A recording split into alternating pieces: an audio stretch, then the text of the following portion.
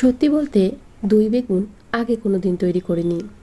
Hotel restaurant বা কোনো অনুষ্ঠান বাড়িতে দই বেগুন খেয়েছি যখন, খেতে কিন্তু সত্যিই ভীষণই সুস্বাদু হয়। তো আজকে ভাবলাম তাহলে দই বেগুনটা তৈরি করে ফেলি। এখানে নিয়েছি ছোট ছোট 6টা বেগুন। আপনারা চাইলে বড় বেগুনও নিতে পারেন, তবে আমি ছোট বেগুন দিয়েই তৈরি করে নেব। এই ছোট ছোট বেগুনগুলো আমার ভীষণ ভালো লাগে, তাই আমি ছোট ছোট বেগুন নিয়েছি। তবে আপনারা চাইলে বড় বেগুন দিয়েও তৈরি করে নিতে পারেন। সেক্ষেত্রে বেগুনটা একটু ছোট করে কেটে নিতে হবে, বা আপনারা চাইলে গোল গোল করেও কেটে নিতে পারেন। তো অর্ধেক করে সমস্ত বেগুনগুলোই কেটে নিয়েছি। তারপর ওপর থেকে হলুদ গুঁড়ো, লবণ এবং লঙ্কার গুঁড়ো ছড়িয়ে খুব ভালোভাবে মাখিয়ে নিতে হবে।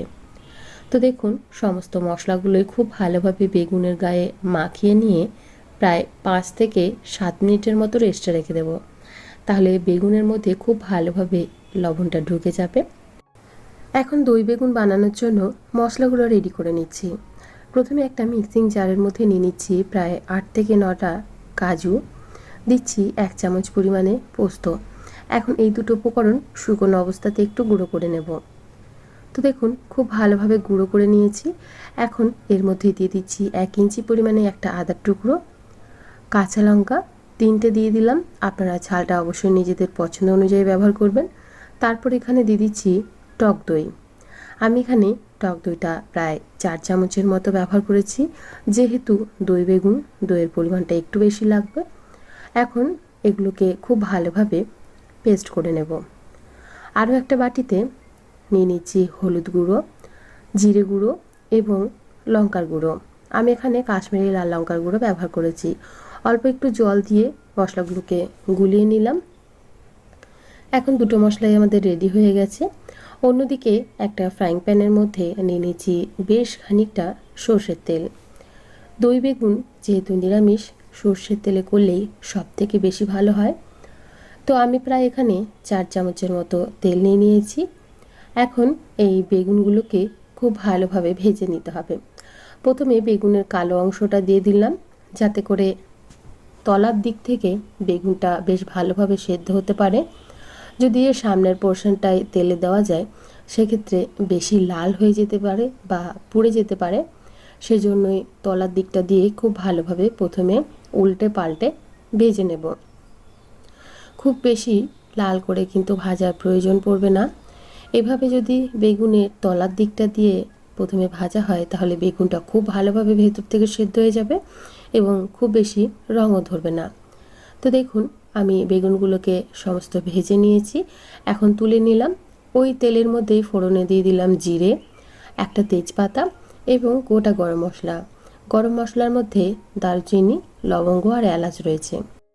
ফোড়নটা খুব ভালোভাবে ভাজা হয়ে গেলে এর মধ্যে যে গুঁড়ো মশলাগুলো আমরা জল দিয়ে গুলে রেখেছিলাম, সেই গুঁড়ো মশলার পেস্টটা দিয়ে দিলাম। এর মধ্যে রয়েছে হলুদ, জিরে এবং লঙ্কার গুঁড়ো। অল্প একটু হিং দিয়ে দিলাম। তেলের মধ্যে দিলে অনেক সময় পুড়ে যায়, তাই এভাবে পরে করে হিংটা দিয়ে দিলাম। যেহেতু নিরামিষ, একটু হিং দিলে খেতে বেশ ভালো হয়। এখন এই মশলাগুলোকে একদম লো ফ্লেমে রেখেই অল্প একটু কষিয়ে নিয়েছি। এখন দিয়ে দিচ্ছি যে কাজু, পোস্ত, আদা, কাঁচা লঙ্কা এবং দইয়ের পেস্টটা তৈরি করে রেখেছিলাম, সেই পেস্টটা। ফ্লেমটা অবশ্যই একদম লোতে করে দেবেন। বাটি ধোয়া অল্প একটু জল দিয়ে দিলাম। যেহেতু বাদাম রয়েছে, ফ্লেমটা যদি হাইতে থাকে বাদামটা তলায় ধরে যেতে পারে, তাই অবশ্যই ফ্লেমটা লো করার পরই কিন্তু এই দই, কাজু এবং পোস্তর মিশ্রণটা দিয়ে দেবেন। এখন লো ফ্লেমে রেখেই এই মশলাটাকে খুব ভালোভাবে কষিয়ে নিতে হবে। দিয়ে দিচ্ছি পরিমাণ মতো লবণ। বেগুন ভাজার সময়ও কিন্তু আমরা লবণ ব্যবহার করেছিলাম, তাই লবণটা অবশ্যই বুঝে ব্যবহার করবেন। এখন ঢাকা দিয়ে খুব ভালোভাবে মশলাটাকে কষিয়ে নিতে হবে। আবারও বলছি, ফ্লেমটা যাতে একদম লো থাকে। দেখুন, খুব সুন্দরভাবে তেলটা রিলিজ করে দিয়েছে। আমাদের মশলাটা কিন্তু খুব ভালোভাবে কষানো হয়ে গেছে। যেহেতু বাদাম দেওয়া আছে মিশ্রণটা, তাই একটু ঘন রয়েছে।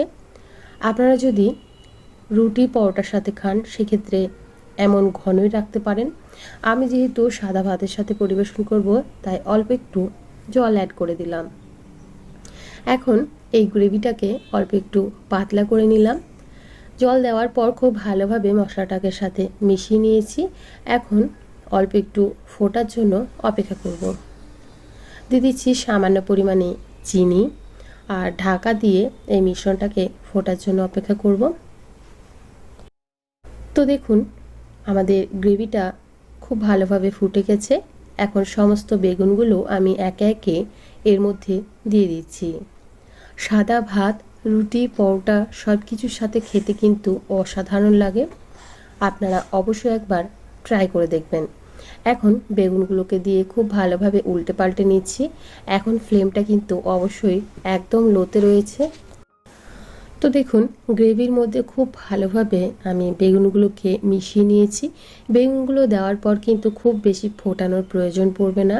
1 থেকে 2 মিনিটের মতো আমি লো ফ্লেমে রেখেছি। সব শেষে দিয়ে দিচ্ছি সামান্য পরিমাণে ঘি এবং গরম মশলার গুঁড়ো। অবশ্যই সবশেষে এটা ব্যবহার করবেন, তাহলে দই বেগুন খেতে কিন্তু অসাধারণ লাগবে। এখন ঢাকা দিয়ে আমি 1 থেকে 2 মিনিটের মতো ফুটিয়ে নেব। তাহলেই আমাদের দই বেগুন একদম রেডি। এই দই বেগুন হতে একদমই কম সময় লাগে এবং খেতে কিন্তু অত্যন্ত সুস্বাদু হয়। আপনারা অবশ্যই বাড়িতে একবার ট্রাই করে দেখবেন। আশা করি আপনাদের ভীষণ ভালো লাগবে। রুটি, পরোটা, সাদা ভাতের সাথে কিন্তু খেতে অসাধারণ লাগে। কেমন লাগলো অবশ্যই কমেন্ট করে জানাবেন। ভালো লেগে থাকলে প্লিজ একটা লাইক করে দেবেন। আমার চ্যানেলের নতুন বন্ধু থাকলে চ্যানেলটিকে সাবস্ক্রাইব করে আমার পাশে থাকার অনুরোধ রইল। আজকে এখানেই বিদায় জানাচ্ছি। আবারও হাজির হয়ে যাব অন্য কোনো দিন অন্য কোনো রেসিপি নিয়ে। ভালো থাকবেন, সুস্থ থাকবেন এবং ভিডিওটি সম্পূর্ণ দেখার জন্য অসংখ্য ধন্যবাদ। বাই।